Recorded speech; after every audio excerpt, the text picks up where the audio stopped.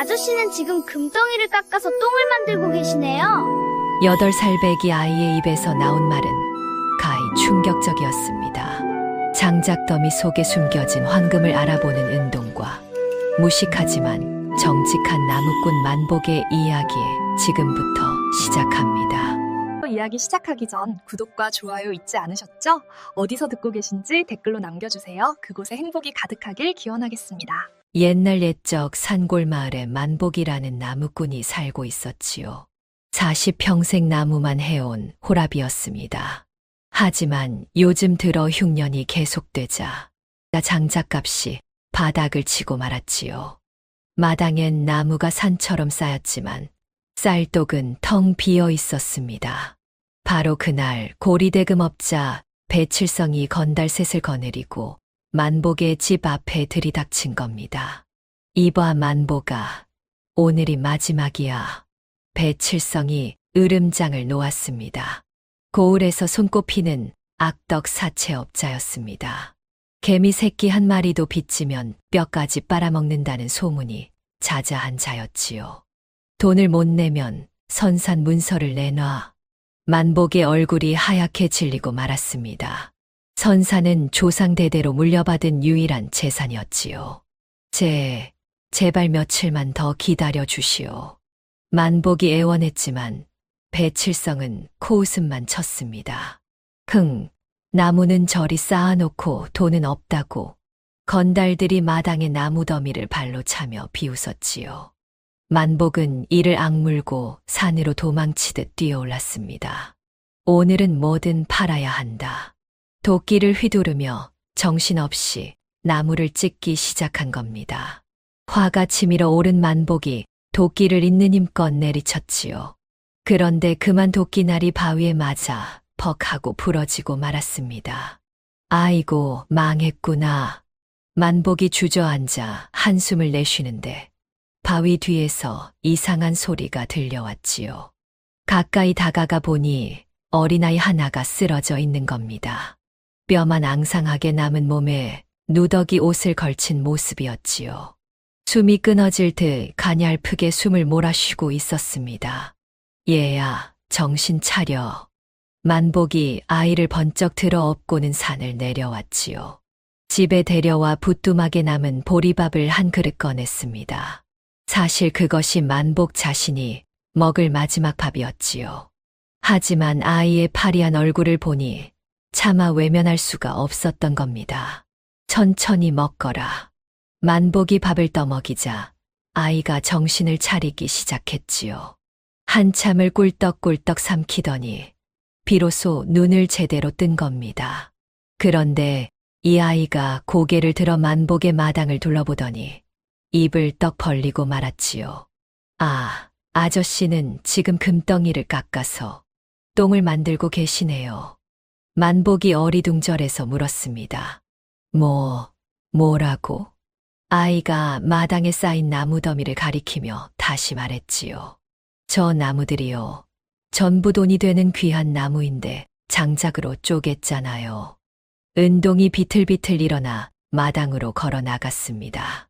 그러더니 쪼개진 나무 한 조각을 집어들고는 혀를 찼지요. 어휴, 이건 참나무잖아요. 만복이 고개를 갸우뚱했습니다. 참나무가 어쨌다고? 참나무는 무늬가 뚜렷해서 양반과 가구 만드는 데 쓰는 귀한 나무란 말이에요. 은동이 다른 나무를 또 집어들었지요. 이건 호두나무예요. 빛깔이 어둡고 단단해서 검은고나 가야금 만드는 데 쓰이는데 아저씨는 이걸 장작으로 쪼갰어요. 만복의 얼굴이 점점 굳어갔습니다. 은동이 또 다른 나무를 가리키며 소리쳤지요. 저건 유자나무예요. 기름기가 많아서 물에 썩지 않거든요.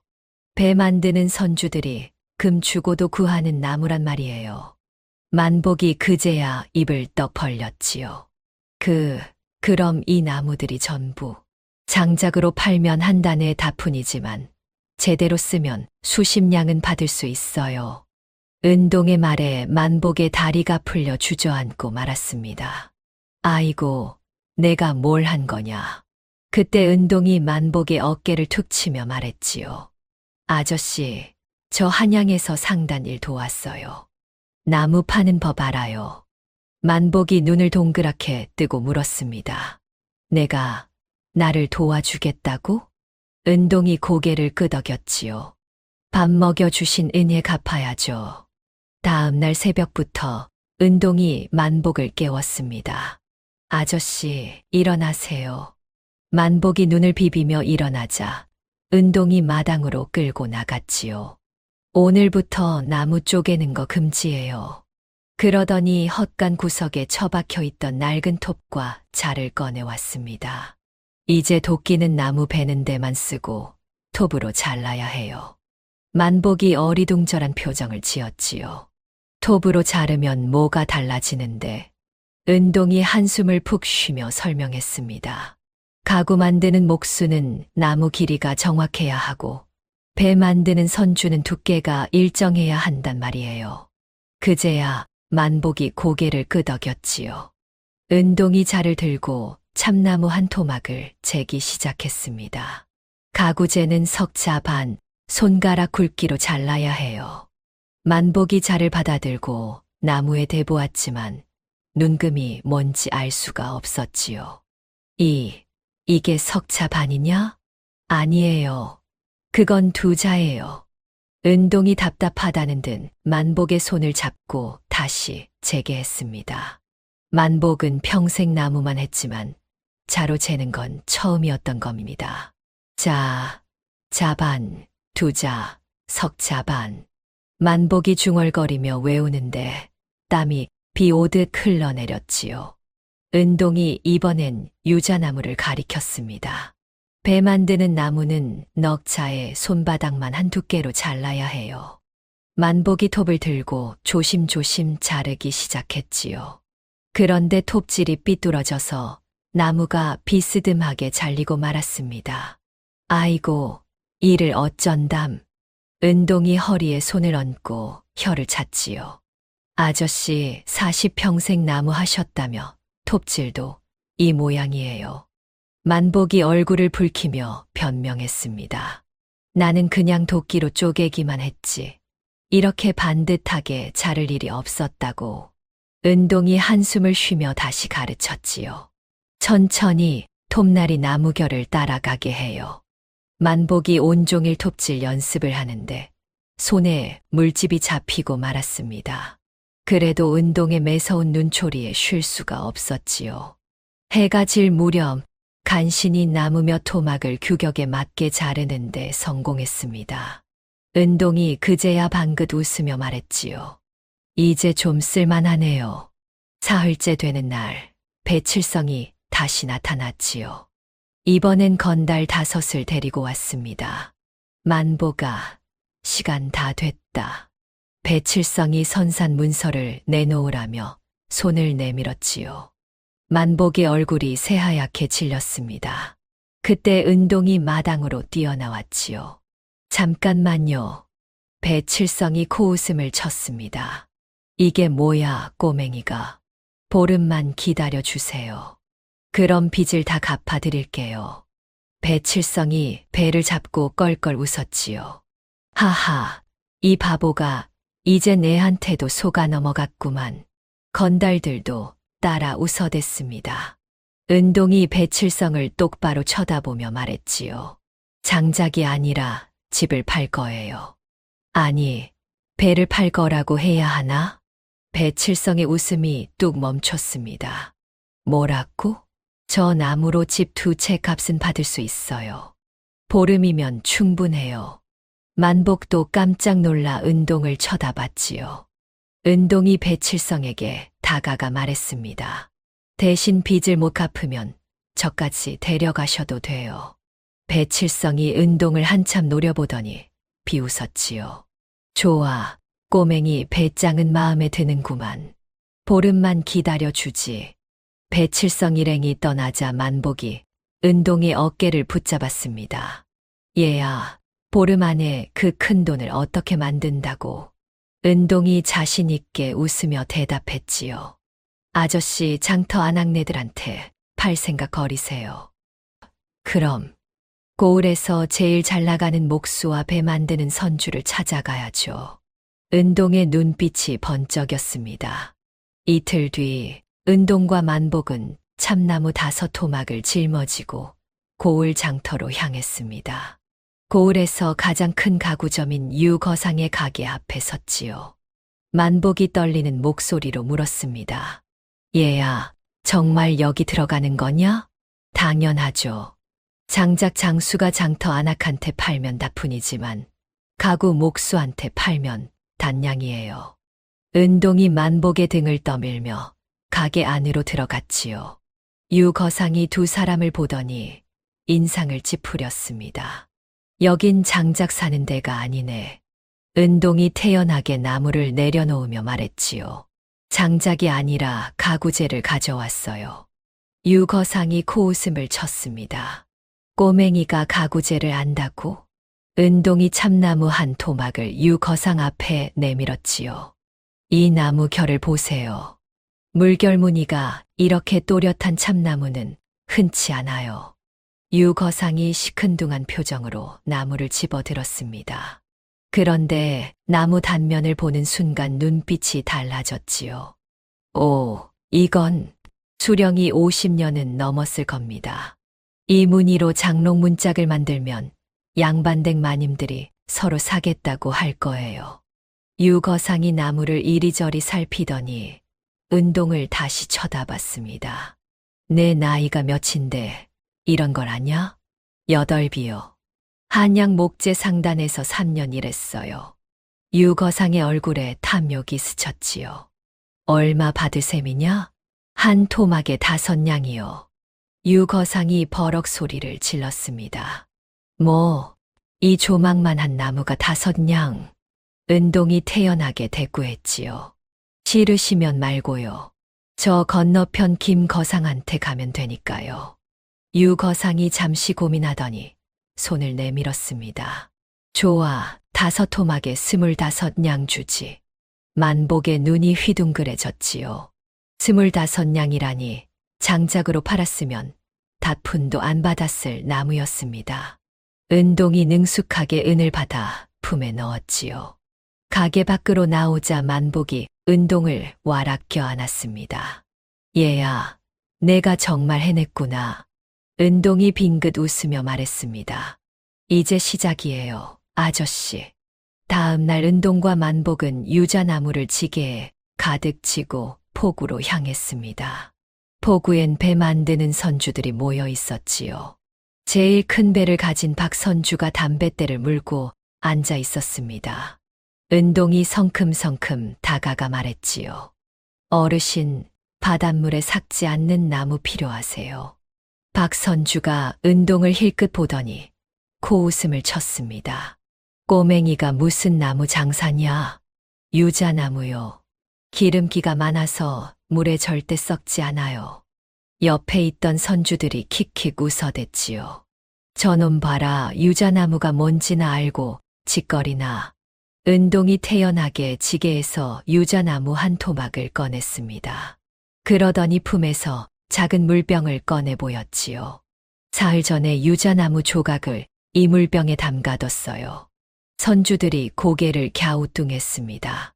은동이 물병을 열어 나무 조각을 꺼내 보였지요. 보세요. 물에 사흘이나 담가뒀는데 멀쩡하잖아요. 은동이 나무를 박선주 앞에 내밀었습니다. 박선주가 코를 벌름거리며 냄새를 맡더니 눈빛이 변했지요.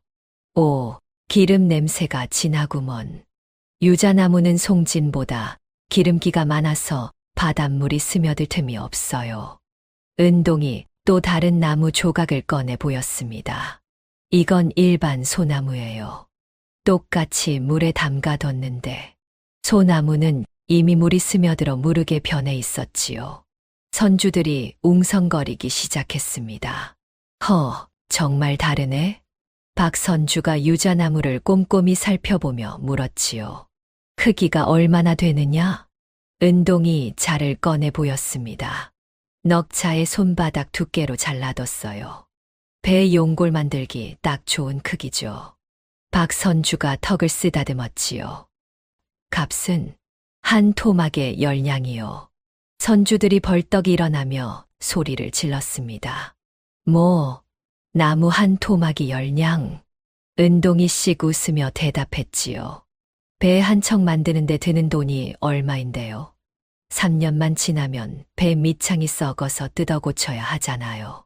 박선주가 고개를 끄덕였습니다. 은동이 계속 말을 이었지요. 그런데 유자나무로 만들면 10년은 거뜬해요. 그럼 수리비가 얼마나 줄어들겠어요? 박선주의 눈빛이 흔들렸습니다. 일리가 있구나.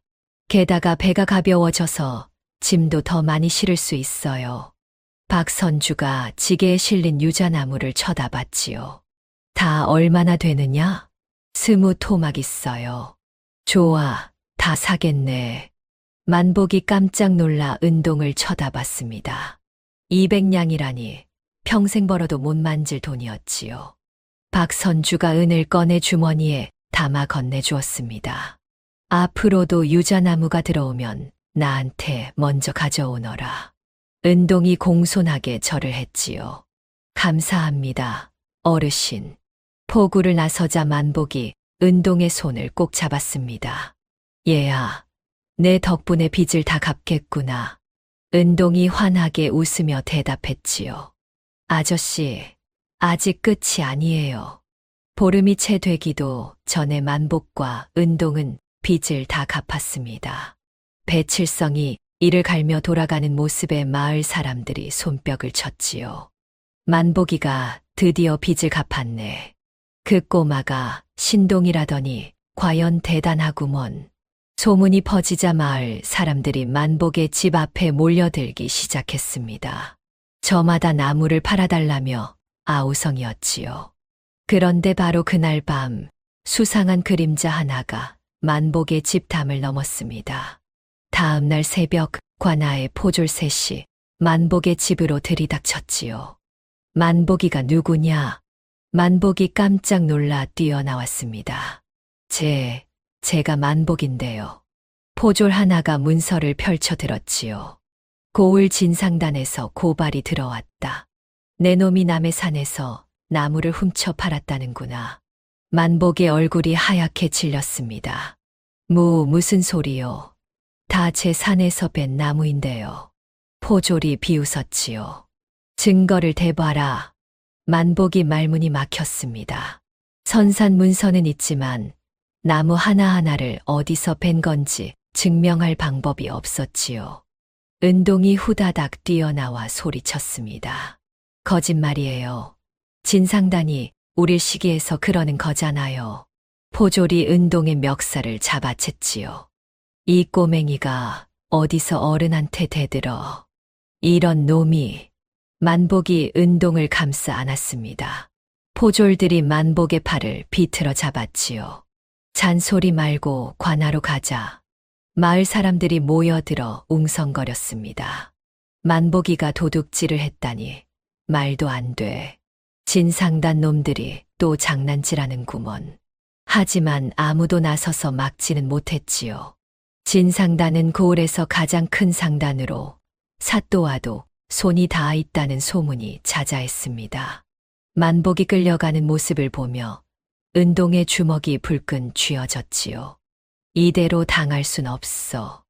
은동의 머릿속에 한 가지 계략이 떠올랐습니다. 관아로 끌려가는 만복을 보며 은동이 작게 중얼거렸지요. 아저씨, 조금만 참으세요. 제가 꼭 구해낼게요. 은동이 헛간으로 뛰어들어가 무언가를 찾기 시작했습니다. 은동이 헛간을 뒤지다가 검은 빛이 도는 나무 한 토막을 찾아냈습니다. 이거다. 호두나무였지요. 은동은 포구에서 선주들이 떠드는 이야기를 들었던 것이 떠올랐습니다. 사또 나리가 악기 모으는 걸 좋아하신대. 검은 고며 가야금이며 집에 가득하다던데. 은동이 호두나무를 품에 안고 관아로 뛰어갔지요. 관아 앞에는 이미 사람들이 모여 있었습니다. 만복이 마당에 무릎 꿇고 있었고 진상단 주인 홍대감이 사또 옆에 서 있었지요. 홍대감이 만복을 가리키며 말했습니다. 사또 날이 저놈이 우리 산에서 나무를 훔쳐 팔아먹었습니다. 사또가 만복을 내려다보며 물었지요. 내가 정말 도둑질을 했느냐? 만복이 억울함에 목이 메었습니다. 아닙니다. 다 제 산에서 뺀 나무입니다. 증거를 대봐라. 만복이 입을 다물고 말았지요. 바로 그때였습니다. 잠깐만요. 은동이 마당으로 뛰어들어왔습니다. 포졸이 은동을 막아섰지요. 어린 것이 어딜. 은동이 품에서 호두나무를 꺼내 들었습니다. 사또 날이 이걸 좀 보세요. 사또가 눈살을 찌푸렸지요. 뭐냐, 그것이? 호두나무입니다.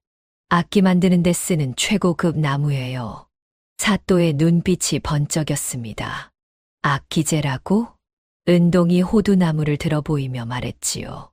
빛깔이 어둡고 무늬가 고와서 검은고 몸통을 만들면 소리가 맑게 퍼진답니다. 사또가 벌떡 일어나 은동에게 다가왔습니다. 그래. 은동이 나무를 사또에게 건넸지요. 사또가 나무를 받아 이리저리 살피는데 눈이 반짝반짝 빛났습니다. 오, 이 무늬가 정말 기가 막히구나. 은동이 재빨리 말을 이었지요. 그런데 말입니다. 사또 날이. 왜? 진상단에서 이런 귀한 나무를 독점하려고 우리를 도둑으로 몰고 있어요. 홍대감의 얼굴이 불그락푸르락 변했습니다. 이놈이 감히. 은동이 홍대감을 똑바로 쳐다보며 말했지요. 만복 아저씨 산엔 이런 호두나무가 10그루도 넘어요. 그런데 진상단이 빼앗으려는 거잖아요. 사또의 눈빛이 달라졌습니다. 10그루나? 네, 그것도 전부 악기제로 쓸 수 있는 크기예요. 사또가 홍대감을 노려봤지요. 홍대감, 이게 어찌 된 일이오? 홍대감이 당황해서 더듬거렸습니다. 그게 그러니까. 사또가 손을 내저었지요. 됐소. 이 귀한 나무를 내 놈이 독차지하려 했구나. 사또 날이 당장 물러가시오. 홍대감이 부들부들 떨며 물러났습니다. 사또가 만복을 일으켜 세웠지요. 만복, 이제부터 내 나무는 관아가 보증한다. 누구도 함부로 건드리지 못하느니라. 만복이 얼떨떨한 표정으로 은동을 쳐다봤습니다. 은동이 빙긋 웃으며 엄지를 치켜 세웠지요. 관아를 나서며 만복이 은동의 머리를 쓰다듬었습니다. 얘야, 내가 없었으면 난 큰일 날 뻔했구나. 은동이 만복의 손을 꼭 잡았지요. 아저씨, 이제 아무도 우릴 함부로 못해요. 관아의 보증을 받은 뒤로 만복의 나무는 날개 돋친 듯 팔려나갔습니다. 하지만 은동은 거기서 멈추지 않았지요. 어느 날 은동이 헛간을 뒤지다가 연한 노란 빛이 도는 나무를 발견했습니다. 이건 단풍나무네. 만복이 고개를 갸우뚱했지요. 단풍나무는 무르지 않더냐? 그게 장점이에요, 아저씨. 은동이 단풍나무 한 토막을 들고 마당으로 나왔습니다. 그러더니 톱으로 손바닥만 한 크기로 잘라내기 시작했지요. 이걸로 뭘 만들 셈이냐? 도마요. 만복이 어이없다는 표정을 지었습니다. 도마, 그냥 아무 나무로 만들면 되는 거 아니냐? 은동이 고개를 저었지요. 아니에요. 단풍나무는 결이 고와서 칼자국이 깊게 안 파여요. 그게 뭐가 중요한데? 칼자국 사이에 음식 찌꺼기가 안 끼면 위생적이잖아요. 만복이 그제야 고개를 끄덕였지요. 은동이 대패질을 해서 표면을 매끈하게 다듬었습니다. 사흘에 걸쳐 도마 20개를 만들어냈지요. 자, 이제 양반댁으로 가요. 만복과 은동은 도마를 지게에 지고 고을 양반가를 찾아갔습니다. 제일 먼저 찾아간 곳은 부유한 최진사댁이었지요. 대문을 두드리자 몸종이 나와 인상을 찌푸렸습니다. 여긴 장사꾼 받는 데가 아니네. 은동이 공손하게 절을 하며 말했지요. 안채 마님께 좋은 물건을 가져왔어요. 뭔데? 명품 도마예요. 한양 양반댁에서 쓰는 거랑 똑같은 거요. 몸종이 코웃음을 쳤지만 안으로 들어가 마님께 여쭤봤습니다. 잠시 뒤 최진사댁 마님이 직접 나왔지요. 어디 보자꾸나. 은동이 도마를 펼쳐 보였습니다. 마님이 손으로 표면을 쓰다듬어 보더니 눈빛이 달라졌지요. 어머, 이게 뭐냐? 비단처럼 매끄럽구나. 단풍나무로 만들어서 칼질해도 상처가 얕게 나요. 그래서 더럽지 않답니다. 마님이 도마를 뒤집어 보며 감탄했습니다. 결도 곱고 색도 은은하니 참 좋구나. 양반댁 부엌엔 이런 도마가 어울려요. 마님이 몸종을 불렀지요. 이거 몇 개 있느냐? 20개 있어요. 다 사겠다. 값은 얼마냐? 1개에 다푼이요. 마님이 흔쾌히 돈을 건넸습니다. 좋아. 여기 100푼 받거라. 은동이 공손하게 도마를 넘기고 돈을 받았지요. 최진사댁을 나서자 만복이 은동의 어깨를 두드렸습니다. 얘야, 도마까지 팔아치우다니. 내 머리는 어찌 그리 잘 돌아가느냐? 은동이 씩 웃으며 대답했지요. 장사는 사람 마음을 읽는 거예요, 아저씨. 그날 밤 둘은 처음으로 푸짐한 저녁상을 받았습니다. 흰쌀밥에 고기 반찬까지 있었지요. 만복이 은동의 밥그릇에 고기를 수북이 담아 주었습니다. 많이 먹어라, 얘야. 은동이 밥을 우물우물 씹다가 문득 만복을 쳐다봤지요. 아저씨. 왜? 저 아저씨 아들이 되면 안 될까요? 만복의 손이 멈췄습니다. 은동이 고개를 숙인 채 말을 이었지요. 한양에선 아무도 저한테 밥 한 술 주지 않았어요. 그런데 아저씨는 처음 만난 날 마지막 보리밥까지 다 주셨잖아요. 만복의 눈가가 뜨거워졌습니다. 얘야, 아버지라고 불러도 돼요? 만복이 은동을 와락 껴안았지요. 그럼, 아니, 은동의 눈에서도 눈물이 주르륵 흘러내렸습니다. 아버지, 그래, 내 아들. 그날 밤 두 사람은 오랫동안 서로를 안고 있었지요. 처음으로 진짜 가족이 된 순간이었습니다. 며칠 뒤 만복과 은동은 함께 산에 올랐습니다. 이제 만복의 손에는 도끼 대신 자와 먹줄이 들려 있었지요. 은동이 앞장서며 말했습니다. 아버지, 오늘은 참나무를 찾아야 해요.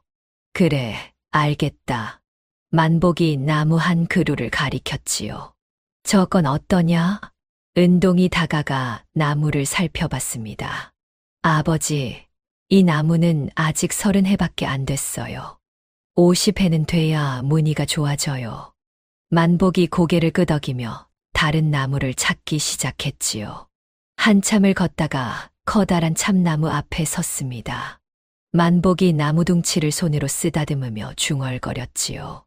이놈은 60해는 됐겠구나. 은동이 깜짝 놀라 물었습니다. 아버지, 어떻게 알았어요? 만복이 껍질을 가리키며 설명했지요. 이 주름살을 봐라.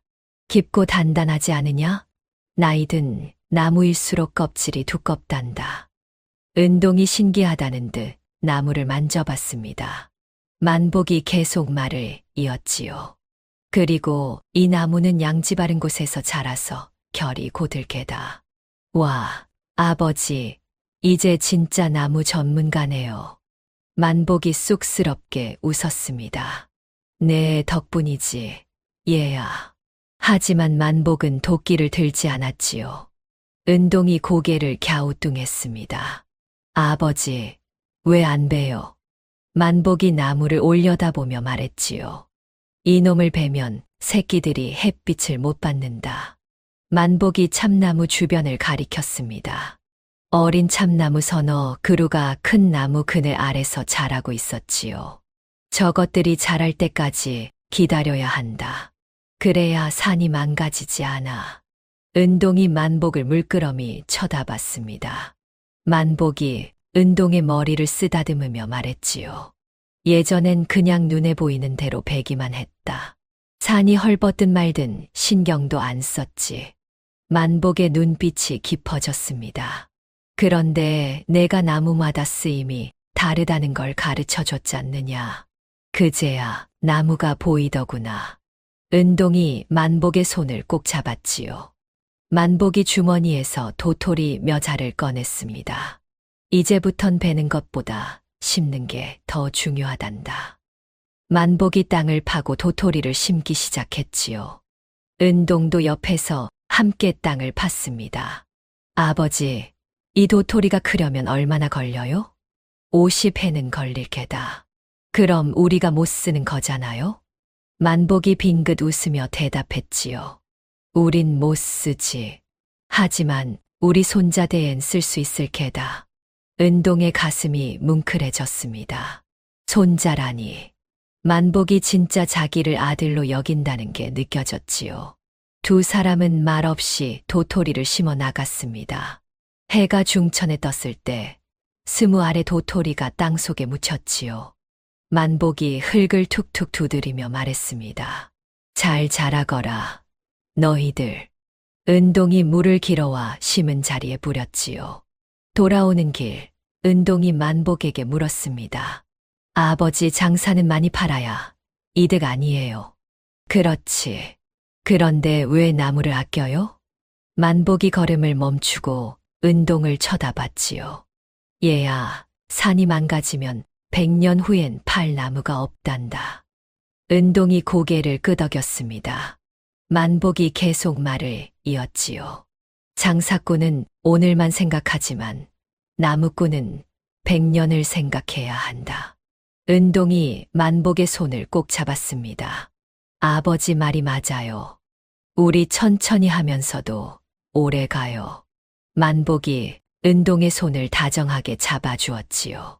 산을 내려오는 두 사람의 뒷모습이 저녁 노을에 길게 드리워졌습니다.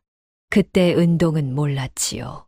이 평화로운 순간이 곧 깨어질 거라는 것을 말입니다.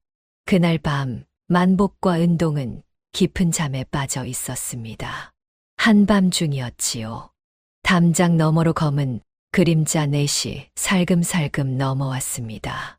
바로 배칠성과 건달 셋이었지요.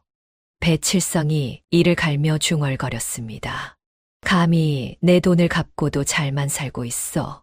건달 하나가 물었지요. 형님, 정말 불을 지르는 겁니까? 당연하지. 저놈들 창고를 다 태워버리면 다시 빚쟁이로 만들 수 있어. 배칠성이 횃불에 불을 붙였습니다. 창고로 다가가 집단에 불을 던지려는 순간이었지요. 거기서 어둠 속에서 은동이 뛰어나왔습니다. 배칠성이 깜짝 놀라 뒤로 물러섰지요. 이놈이. 은동이 소리쳤습니다. 지금 뭐 하시는 거예요? 배칠성이 횃불을 휘두르며 으름장을 놓았지요. 꼬맹이 주제에 어디서 나대. 바로 그때였습니다. 창고 뒤편에서 포졸 5이 우르르 뛰어나왔지요. 현행범이다. 잡아라.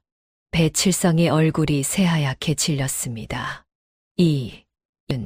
포졸들이 배칠성 일당을 둘러쌌지요. 포졸 2령이 배칠성의 멱살을 잡았습니다.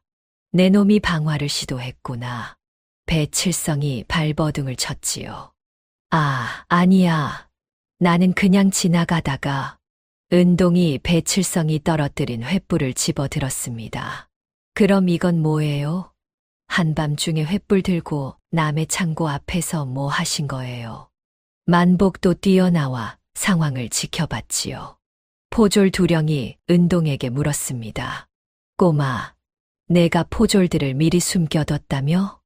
은동이 고개를 끄덕였습니다. 네, 배칠성이 분명 복수하려 올 거라 생각했거든요. 만복이 깜짝 놀라 은동을 쳐다봤지요. 얘야, 내가 언제? 4일 전부터 포졸 어르신들께 부탁드렸어요. 은동이 창고 벽을 가리켰습니다. 그리고 창고 겉에 물기 많은 생나무를 둘러싸아뒀어요. 불이 붙어도 안쪽까지 번지지 않게요. 포졸들이 감탄하며 고개를 끄덕였지요. 참 영특한 아이로구나. 배칠성이 바닥에 주저앉아 애원했습니다. 제발, 제발 살려주시오. 포졸 두령이 차갑게 말했지요. 방화는 큰 죄다. 사또 날있게 보고하고 곤장을 치게 될 게야. 배칠성과 건달들이 포승줄에 묶여 끌려갔습니다. 포졸들이 떠나자 만복이 은동을 꼭 껴안았지요. 얘야, 내가 없었으면 우리 창고가 다 타버렸겠구나. 은동이 만복의 품에 안기며 말했습니다. 아버지, 악한 사람은 끝까지 악하게 구는 법이에요. 미리 준비해야죠. 만복이 은동의 머리를 쓰다듬었습니다. 그래, 내 말이 맞다. 하지만 은동의 얼굴엔 걱정이 서려 있었지요. 배칠성은 끝났지만 더 큰 적이 남아있어. 은동의 머릿속엔 진상단 홍 대감의 얼굴이 떠올랐습니다. 그리고 탐욕스러운 사또의 모습도 말이지요. 언젠가 저 사람들도 움직일 거야. 은동은 조용히 주먹을 쥐었습니다. 사흘 뒤 관아에서 전갈이 왔습니다. 사또 나리께서 만복을 부르신다. 만복이 긴장한 얼굴로 은동을 쳐다봤지요. 왜 날 부르시는 걸까? 은동도 불안한 표정을 지었습니다. 좋은 일일 리 없어요, 아버지. 두 사람이 관아에 들어서자 사또가 웃으며 맞이했지요. 오, 만복. 잘 왔네. 만복이 공손하게 절을 했습니다. 부르셨습니까, 나리? 사또가 자리를 권했지요. 앉게, 앉아. 좋은 소식이 있네. 만복과 은동이 자리에 앉았습니다. 사또가 문서 하나를 펼쳐 보였지요. 조정에서 이 고을향교를 크게 지으라는 명이 내려왔네. 그것이 저와 무슨 상관이? 자네 나무로 향교를 짓고 싶네. 큰 계약일세. 만복의 눈이 휘둥그레졌습니다. 사또가 손가락으로 문서를 두드리며 말했지요. 대들보며 기둥이며 전부배 그루는 필요하네. 값은 후하게 쳐주지. 은동이 조심스럽게 물었습니다. 나리, 어떤 나무를 원하시는지요? 사또의 눈빛이 순간 흔들렸지요. 그야 튼튼한 소나무지. 몇 년 묵은 소나무를 원하시는지요? 사또가 짜증스럽게 손을 내저었습니다. 그런 건 자네들이 알아서 하게. 나는 빨리 조달만 하면 되네. 은동의 눈빛이 날카로워졌지요. 그때 옆방문이 열리며 홍 대감이 나타났습니다. 사또 나리, 제가 좋은 물소나무를 구해뒀습니다. 만복이 깜짝 놀라 홍 대감을 쳐다봤지요. 홍 대감이 비웃으며 말했습니다. 만복, 내가 할 일은 간단하네. 내가 가져온 나무에 내 도장만 찍으면 돼. 은동이 벌떡 일어섰습니다. 그건 안 돼요. 사또가 눈을 부라렸지요. 뭐, 어린 것이 감히. 물소나무는 속이 약해요. 향교 기둥으로 쓰면 3년도 못 가 무너져요. 홍 대감이 코웃음을 쳤습니다. 꼬맹이가 뭘 안다고 짓거리나. 은동이 사또를 똑바로 쳐다보며 말했지요. 날이 부실한 나무로 향교를 지으면 조정에서 문죄하실 겁니다. 사또의 얼굴이 불그락푸르락 변했습니다. 이놈이 지금 나를 협박하는 거냐? 만복이 은동을 감싸 안으며 말했지요. 나리, 저희는 부실한 나무엔 도장을 찍을 수 없습니다. 사또가 탁자를 쾅 내리쳤지요. 감히 사또의 명을 거역해. 홍대감이 음침하게 웃으며 말했습니다. 만복, 잘 생각해라. 관아를 적으로 돌리면 어떻게 되는지 알지. 은동이 주먹을 불끈 쥐었습니다. 상인의 양심은 나무의 결보다 고다야 해요. 사또가 포졸을 불렀지요. 저놈들을 당장 오게 가둬라. 포졸들이 만복과 은동을 잡으러 다가왔습니다. 만복이 은동의 손을 꼭 잡았지요.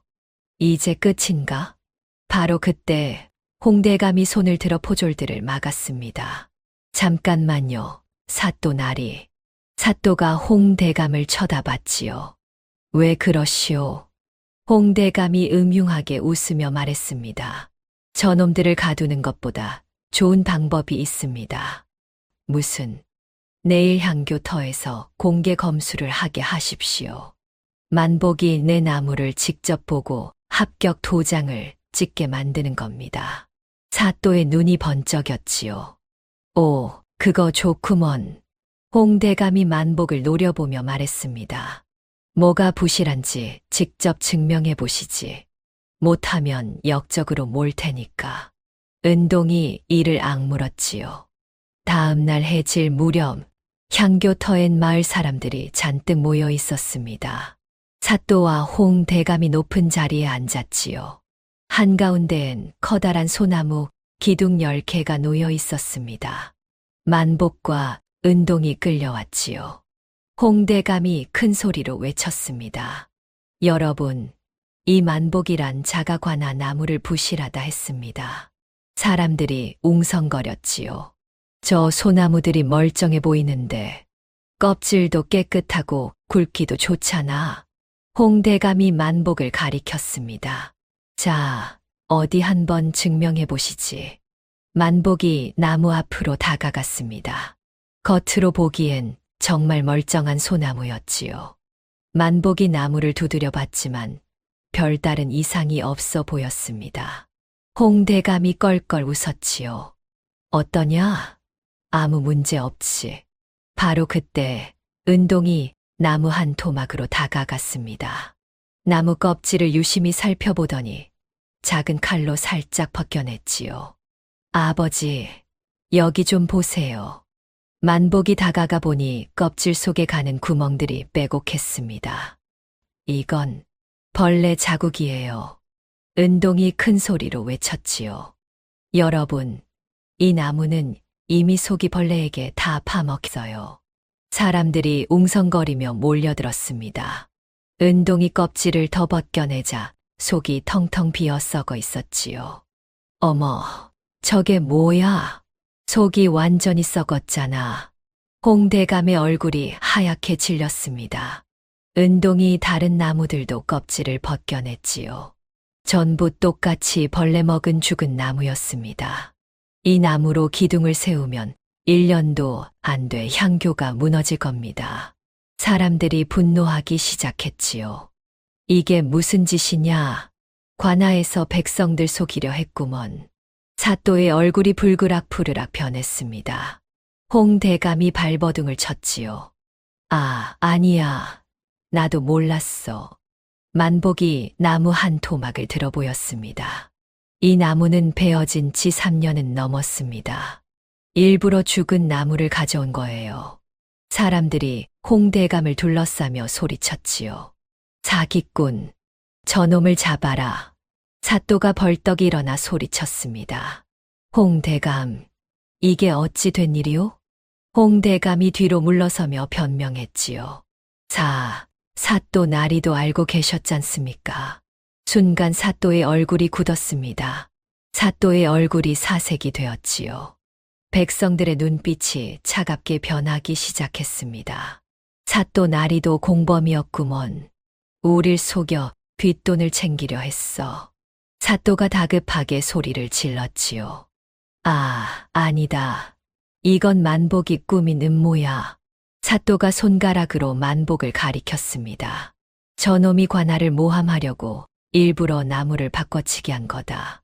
은동이 벌떡 소리쳤지요. 거짓말이에요. 닥쳐라. 이 역적의 자식아. 사또가 포졸들에게 명령했습니다. 저 역적 부자를 당장 잡아들여라. 포졸들이 칼을 뽑아 들고 달려들었지요. 만복이 은동의 손을 낚아채며 외쳤습니다. 얘야, 뛰어. 두 사람이 군중 사이를 헤치고 달아나기 시작했지요. 잡아라. 놓치지 마. 포졸들이 뒤를 쫓았습니다. 만복과 은동은 골목을 빠져나가 산으로 내달렸지요. 가시덤불이 얼굴을 핥히고 돌부리에 발이 걸렸지만 멈출 수 없었습니다. 숨이 턱까지 차올랐지요. 아버지, 저기요. 은동이 동굴 하나를 가리켰습니다.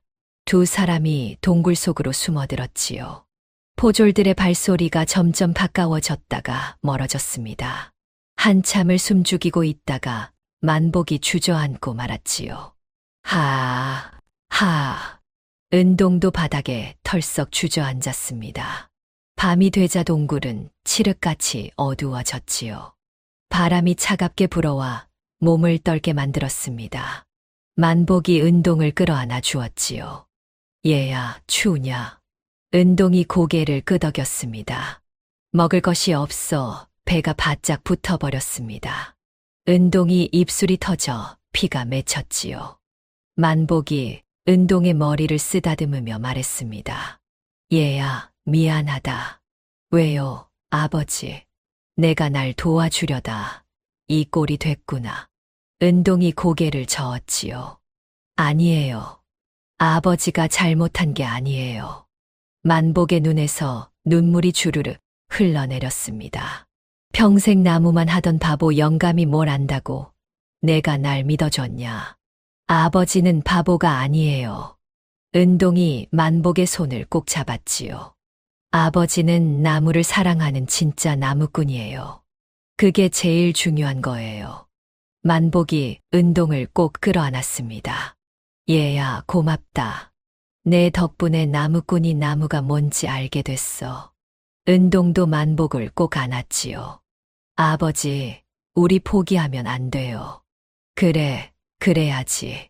하지만 만복의 목소리는 힘이 없었습니다. 다음 날 아침이 밝았지요. 은동이 동굴 밖을 내다보니 포졸들이 산을 샅샅이 뒤지고 있었습니다. 아버지, 저들이 점점 가까이 오고 있어요. 만복이 은동의 어깨를 붙잡았지요. 얘야, 너라도 먼저 도망쳐라. 싫어요. 내가 저들을 막을 테니 넌 살아야 한다. 은동이 만복의 품에 파고들며 소리쳤지요.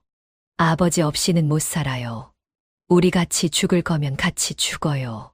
만복이 은동을 꼭 껴안고 눈물을 흘렸습니다. 이 못난 아비를 둔 내가 불쌍하구나.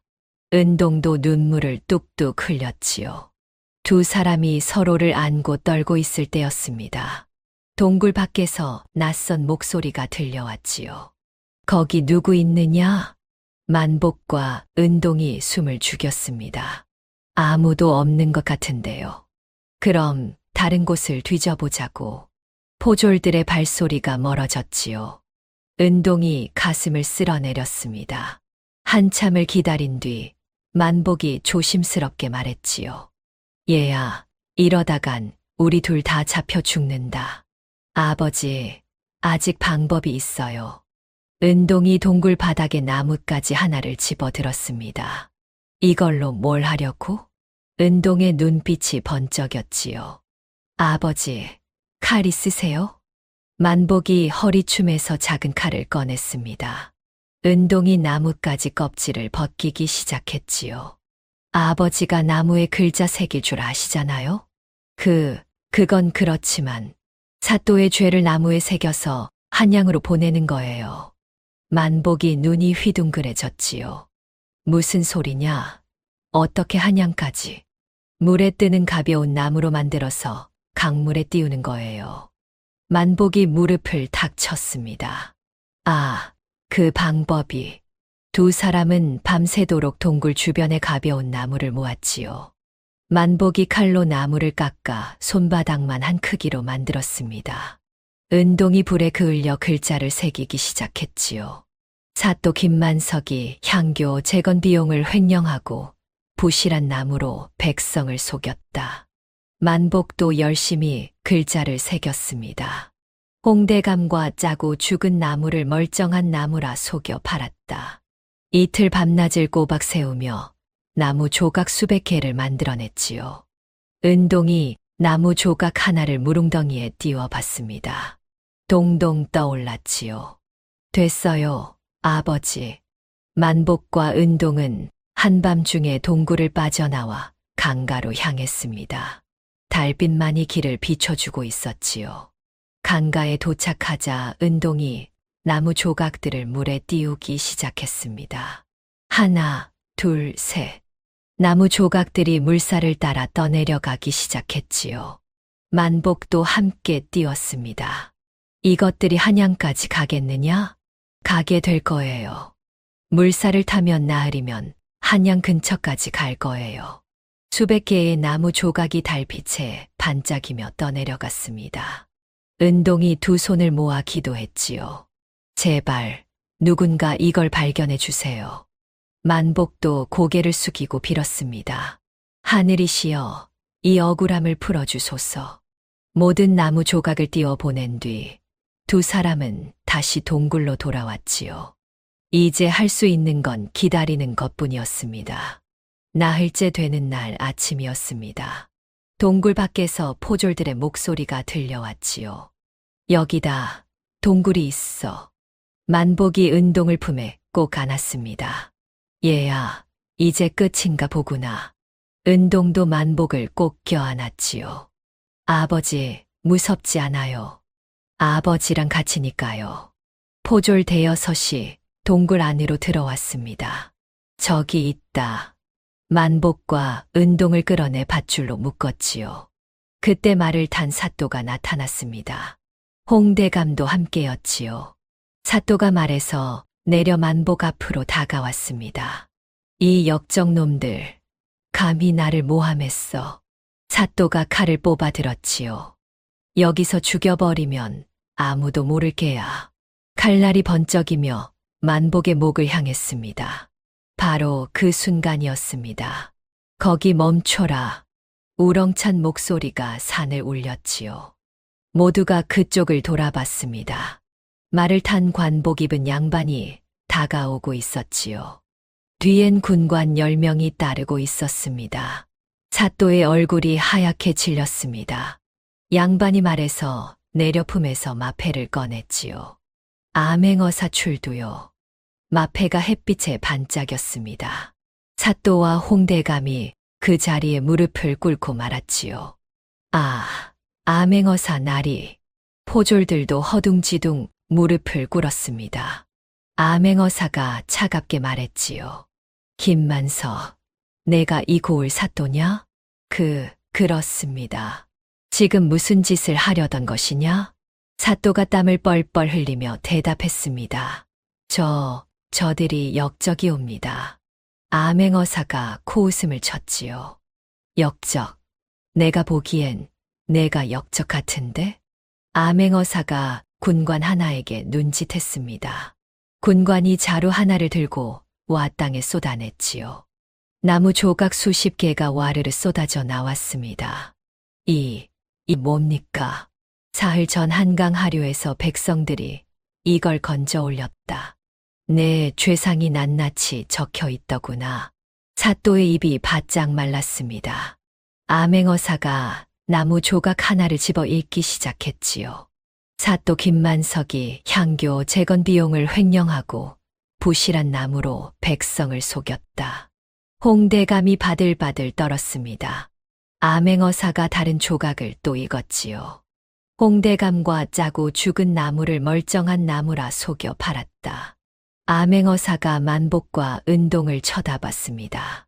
이게 너희가 쓴 것이냐? 은동이 고개를 끄덕였지요. 맞습니다. 나리, 저희가 억울함을 알리려고 강물에 띄웠습니다. 암행어사의 얼굴에 미소가 번졌습니다. 참으로 기특한 꾀로구나.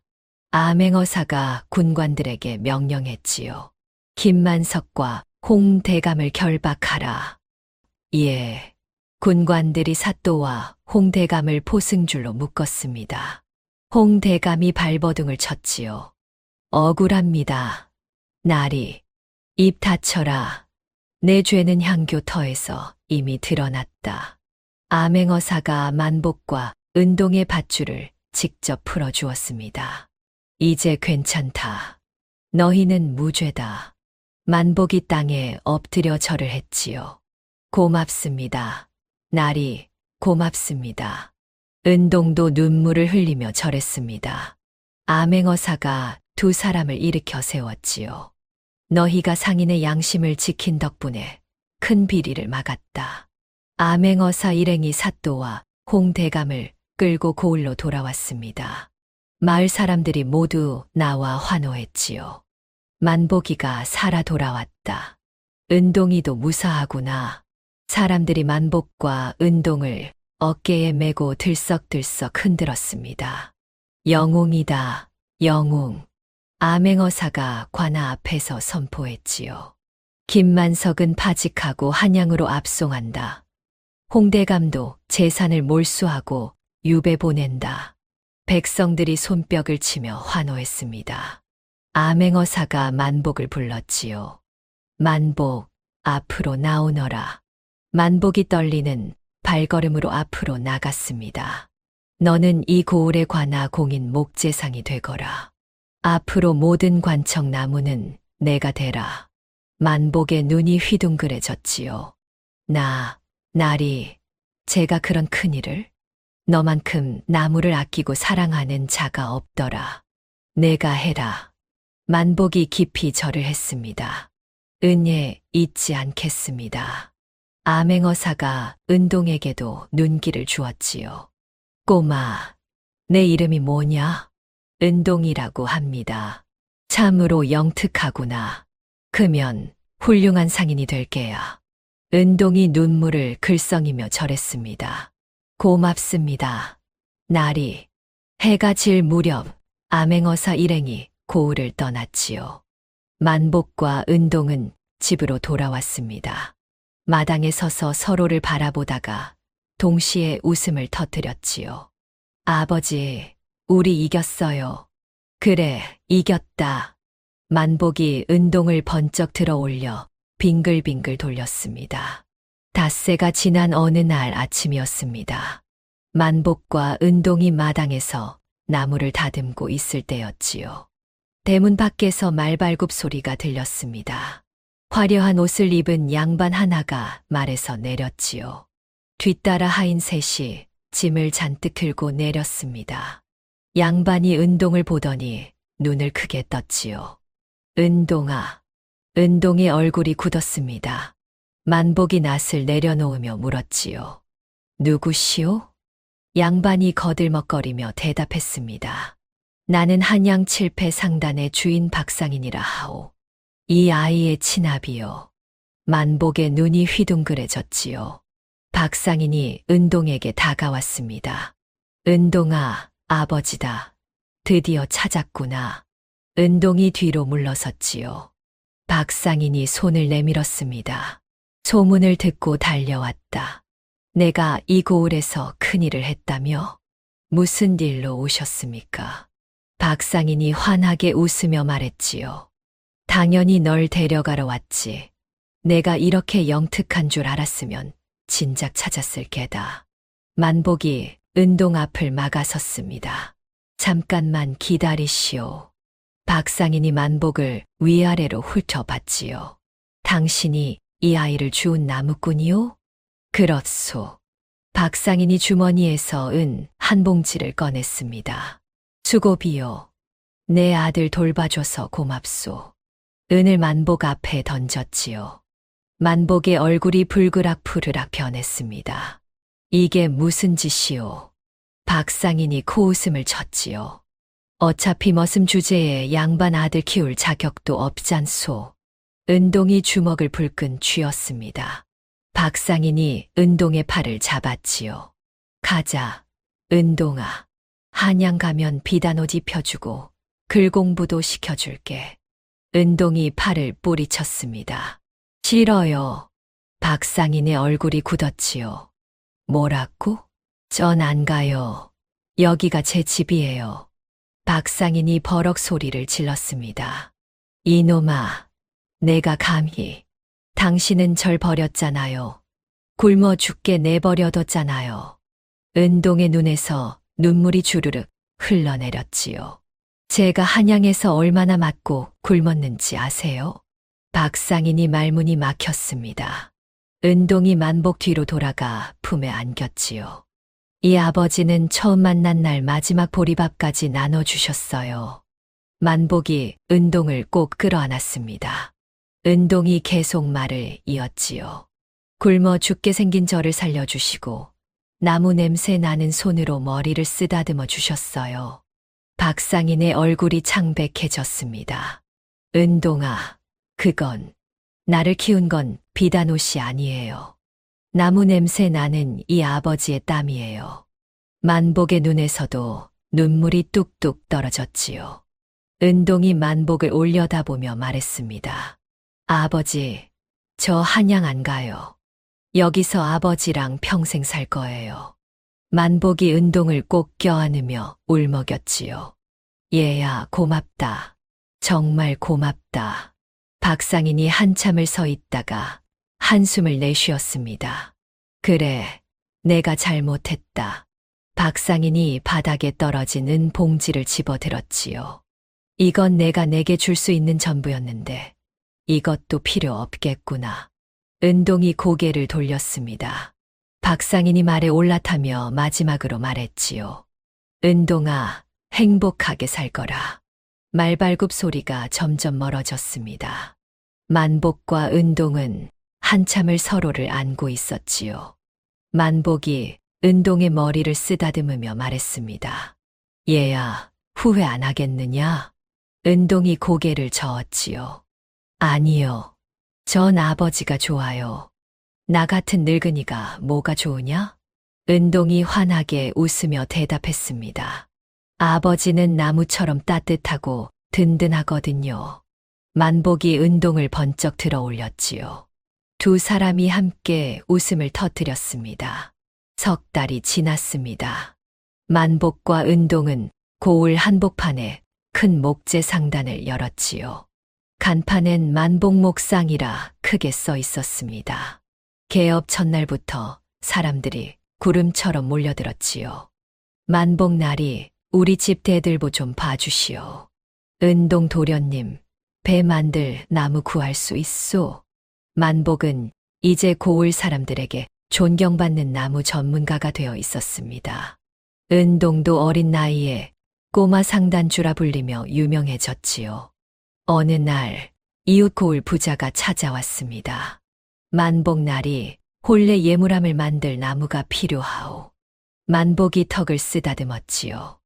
혼례 예물함이라 100년을 가야 할 물건인데 은동이 옆에서 거들었습니다. 은행나무가 좋겠어요. 벌레도 안 먹고 향도 은은하거든요. 부자가 눈을 반짝였지요. 오, 역시 만복목상이로구먼. 거래가 성사되자 만복과 은동이 손뼉을 마주쳤습니다. 이제 두 사람은 완벽한 파트너가 되어 있었지요.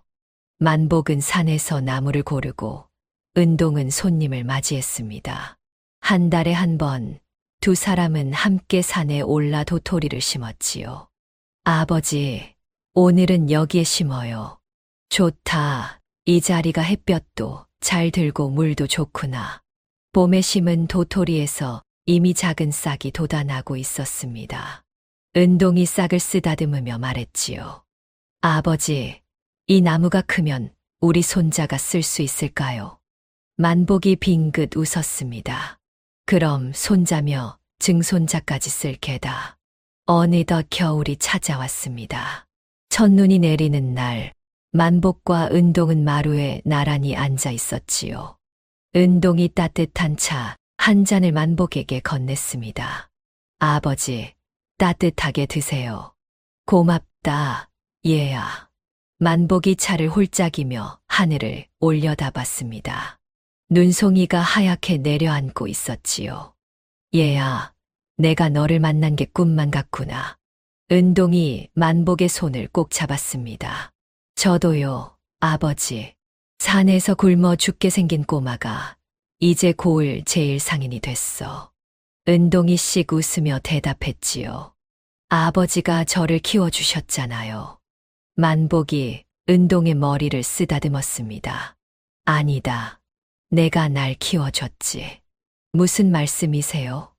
예전엔 나무를 베기만 했는데 넌 나무를 사랑하는 법을 가르쳐줬어. 은동의 눈가가 뜨거워졌지요. 만복이 계속 말을 이었습니다. 나무꾼이 나무를 몰라서야 되겠느냐. 내가 내 눈을 뜨게 해줬다. 두 사람이 서로를 바라보며 웃었습니다. 그때 대문이 벌컥 열리며 손님 하나가 헐레벌떡 뛰어 들어왔지요. 만복날이 큰일 났소. 만복과 은동이 벌떡 일어났습니다. 무슨 일이요? 한양에서 어명이 내려왔소. 경복궁 중건에 쓸 나무를 바치라는 겁니다. 은동의 눈이 반짝였지요. 만복이 은동을 쳐다봤습니다. 얘야, 이건 대박이에요. 아버지, 우리 실력을 보여줄 기회예요. 만복이 고개를 끄덕이며 웃었지요. 그래, 우리 한번 해보자꾸나. 두 사람이 손을 마주잡았습니다. 만복 목상의 새로운 도전이 시작되는 순간이었지요. 눈은 계속 내렸지만 두 사람의 가슴은 뜨겁게 타올랐습니다. 1년이 또 흘렀습니다. 만복과 은동이 함께 선산에 올랐지요. 작년에 심었던 도토리에서 자란 어린 참나무가 무릎 높이까지 자라 있었습니다. 은동이 어린 나무를 쓰다듬으며 말했지요. 아버지, 이 나무가 크면 정말 50년이 걸릴까요? 만복이 고개를 끄덕였습니다. 그럼 그보다 더 걸릴 수도 있지. 그럼 우린 못 보겠네요. 만복이 빙긋 웃으며 대답했지요. 우린 못 봐도 우리 후손들은 볼 게다. 은동이 품에서 도토리 한 줌을 꺼냈습니다. 오늘도 심어요, 아버지. 그래, 심자꾸나. 두 사람이 땅을 파고 도토리를 하나씩 묻기 시작했지요. 해가 뉘엿뉘엿 저물어갈 무렵 20알의 도토리가 땅속에 묻혔습니다. 만복이 흙을 툭툭 두드리며 중얼거렸지요. 장작으로 쓰면 한 끼 밥상이지만 대들보로 쓰면 100년의 집이 된단다. 은동이 고개를 끄덕였습니다. 네, 아버지. 그 말씀 잊지 않을게요. 만복이 은동의 어깨에 손을 얹었지요. 얘야, 나무는 급하게 키울 수 없다. 상인도 마찬가지야. 무슨 뜻이에요? 빨리 큰 돈을 벌려고 하면 사또처럼 욕심에 눈이 멀지. 하지만 천천히 바르게 가면 100년을 가는 상단이 된단다.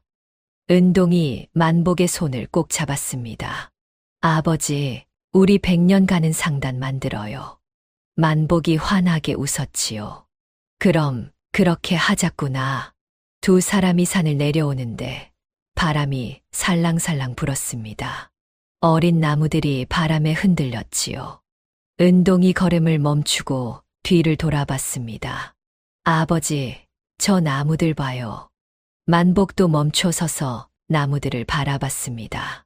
어린 나무들이 바람에 흔들리면서도 꿋꿋이 서 있었지요. 굽어도 부러지지 않는구나. 은동이 고개를 끄덕였습니다.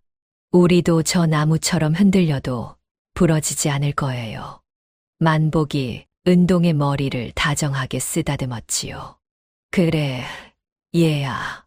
우리는 이미 큰 바람을 견뎌냈잖느냐. 두 사람이 손을 잡고 산을 내려왔습니다. 저녁 노을이 두 사람의 뒷모습을 따뜻하게 비춰주었지요. 마을로 돌아오니 만복 목상 앞에 손님들이 기다리고 있었습니다. 만복날이 기다렸습니다. 은동 도련님, 좋은 나무 있소? 은동이 환하게 웃으며 손님들을 맞이했지요. 어서 오세요. 무엇을 찾으시나요? 만복도 웃으며 상점으로 들어갔습니다.